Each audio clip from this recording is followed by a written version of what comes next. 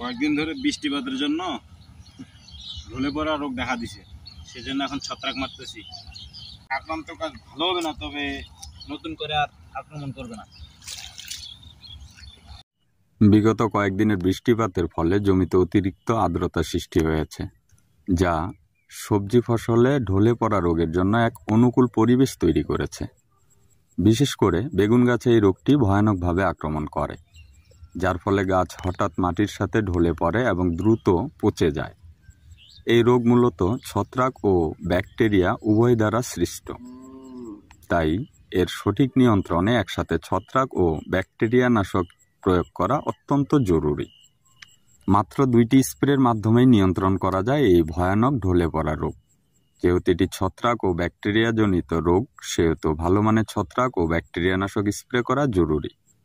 এর জন্য azoxystrobin plus ডাইফেনাকোনাজল এবং কার্বেন্ডাজিম প্লাস ম্যানকোজেব অথবা কাসুগামাইসিন প্লাস কার্বেন্ডাজিম গ্রুপের ছত্রাকনাশক স্প্রে করলে এই রোগ নিয়ন্ত্রণে রাখা সম্ভব। কোন ছত্রাকনাশক কী পরিমাণে স্প্রে করবেন?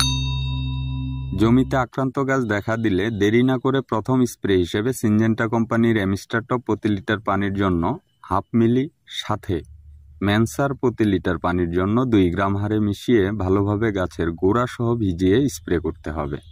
প্রথম স্প্রের 5 থেকে 7 দিন পর দ্বিতীয় স্প্রে হিসেবে ন্যাশনাল কোম্পানির ন্যাক্সোমিন প্রতি লিটার পানিতে 1 গ্রাম হারে মিশিয়ে গাছের গোড়া সহ ভালোভাবে স্প্রে করুন।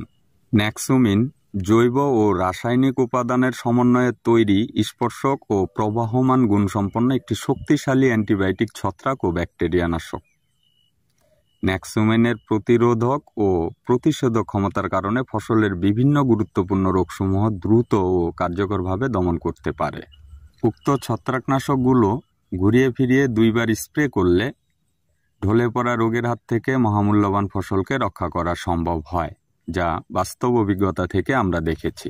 আপনি চাইলে এই গ্রুপের অন্য কোম্পানির ছত্রাকনাশকও ব্যবহার করতে পারেন, তবে স্প্রের পাশাপাশি জমির পানি নিষ্কাশনের ব্যবস্থা নিশ্চিত করা, জমিতে অতিরিক্ত আর্দ্রতা এড়ানো এবং নিয়মিত রোগ পর্যবেক্ষণ করাও সমান গুরুত্বপূর্ণ।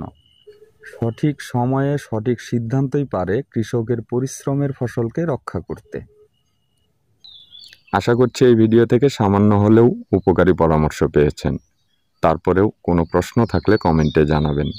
আমাদের মাধ্যমে আরও কৃষি বিষয়ক ভিডিও দেখতে চাইলে আধুনিক কৃষি যোদ্ধা ইউটিউব চ্যানেলটি সাবস্ক্রাইব করে রাখুন। বিদায় নিচ্ছি এই ভিডিও থেকে।